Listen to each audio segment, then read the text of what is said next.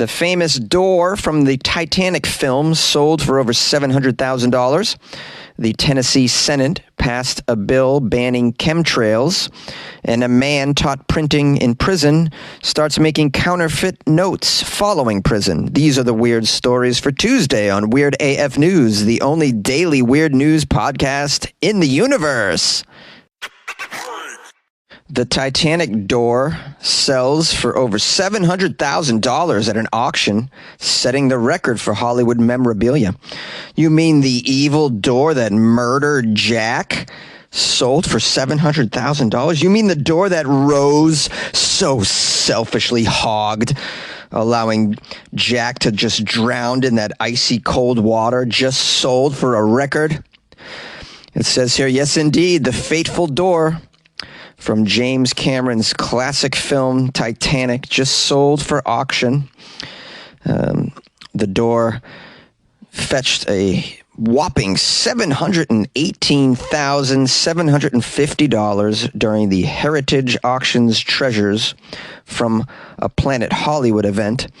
And it was the piece of memorabilia that brought in the very highest amount ever, beating iconic props such as Indiana Jones's bullwhip from the Temple of Doom and Jack Nicholson's famous axe from The Shining. Ooh, I'd love to have that axe from The Shining.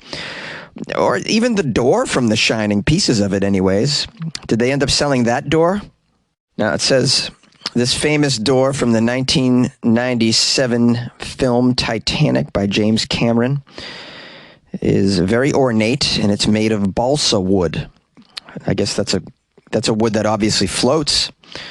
I'll tell you right now, if I had this door in my possession, the first thing I would do is make a video showing everybody that Jack could have actually fit on the door.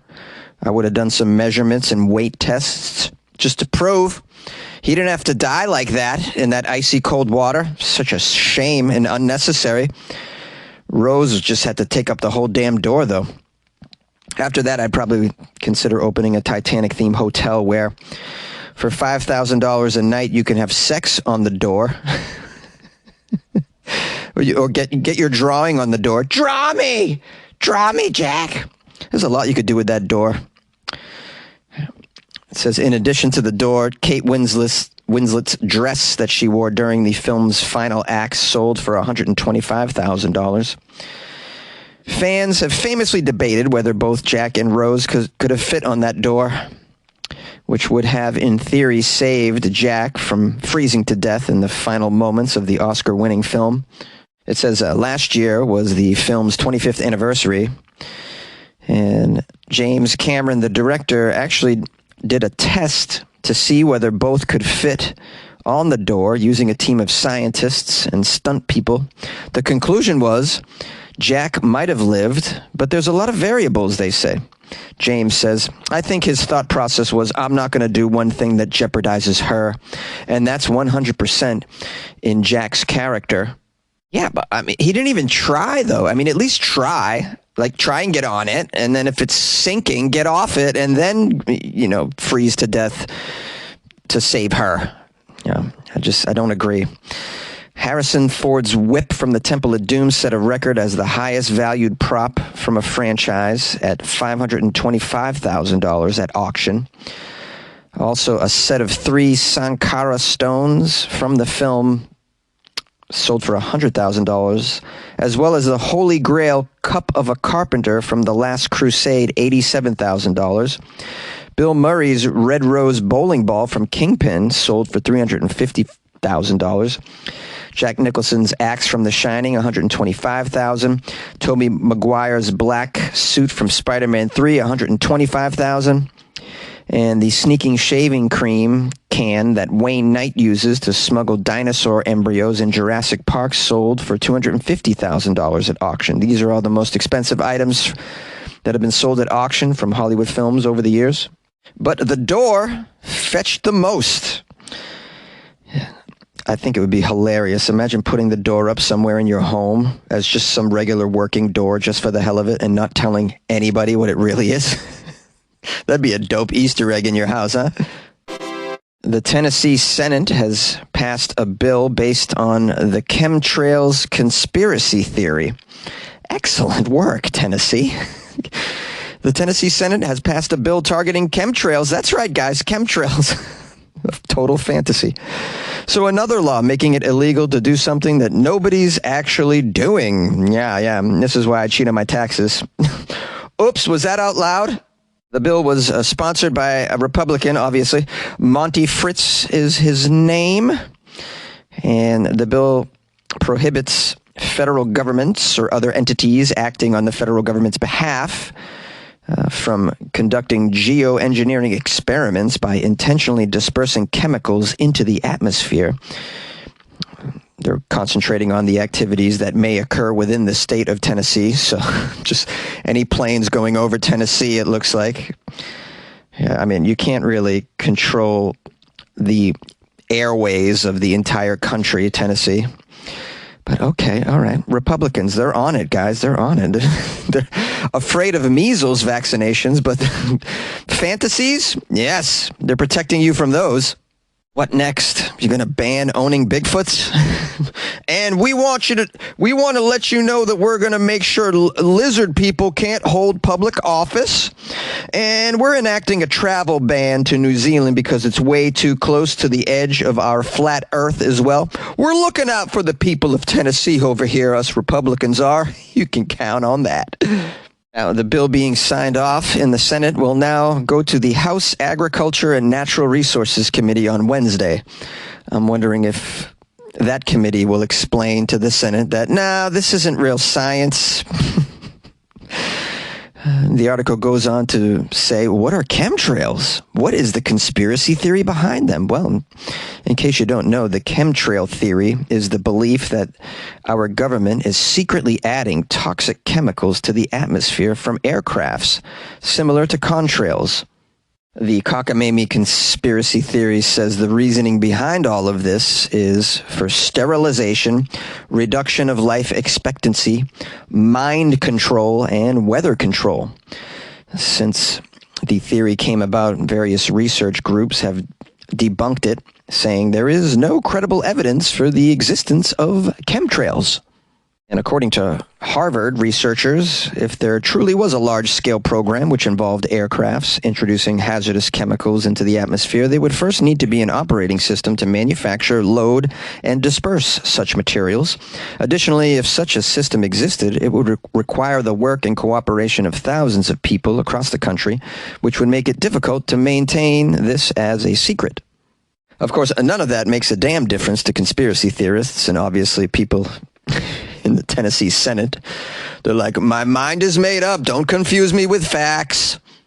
I mean, this is all just some redneck nonsense, man. You have the most uneducated people that are trying to pass laws in these places. It's like, it's just ridiculous. The planes are releasing chemicals in the air that affect us all. We want to put a stop to that. Oh, yes, you mean climate change? No. Wait a minute. No. Climate change is a conspiracy promoted by scientists. I'm talking about this YouTuber that I saw saying that they're putting mind control chemicals in jet fuels and whatnots. Can't allow that. So, all in favor. A man that was taught printing in prison starts making counterfeit notes following his release from prison. A 35-year-old man from Madhya Pradesh, India, diligently learned some printing techniques as a vocational skill in prison, only to use these skills to make fake currency notes upon his release. That's called on-the-job training, guys. Prison is like college for criminals. You learn new techniques, or you learn to improve on your own skills so that you can get back out there and make a living for yourself. Prison does not reform people. It's so sad. We need to figure out a way to reform criminals. I don't know how you do that. Anyone have any ideas? Now we have a man named. Okay. Let's try to pronounce this. Bhupendra Singh Dakat. Bhupendra Singh Dakat's return to the world of crime came to light after the police arrested him over the weekend and recovered 95 counterfeit notes, each with a face value of $200. Besides a color printer, 6 ink bottles, and paper that were used to manufacture crisp fake notes were also recovered from his home. Mr. Dakat immediately confessed that he had been printing these bogus notes and pumping them into the market in the district for the past few months since he got out of prison. They say Dakat is involved in 11 criminal cases, including murder, and had been in and out of jail over the years. During his last prison stint in the district, Dakat acquired printing skills as part of a vocational training program designed to assist inmates in reintegrating into society following their release. It says here, according to Vidisha Jail Superintendent Priyadarshan Shrivastava.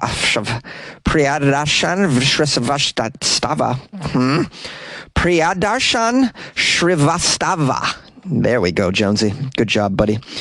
According to this jail superintendent, I could have just said according to the jail superintendent, but I like to make things difficult for myself.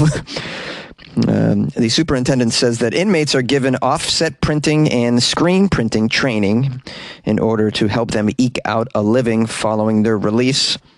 Well, you give a man $1, he eats once. You teach a man to print dollar bills, he eats for life. Yeah? The funny thing is, on the outside, I was an honest man, straight as an arrow. I had to come to prison to be a crook. Anybody know what film that quote is from? Call the show, 646-450-2012. Yay! Well, hello, my friends and loyal listeners of the Weird AF News podcast.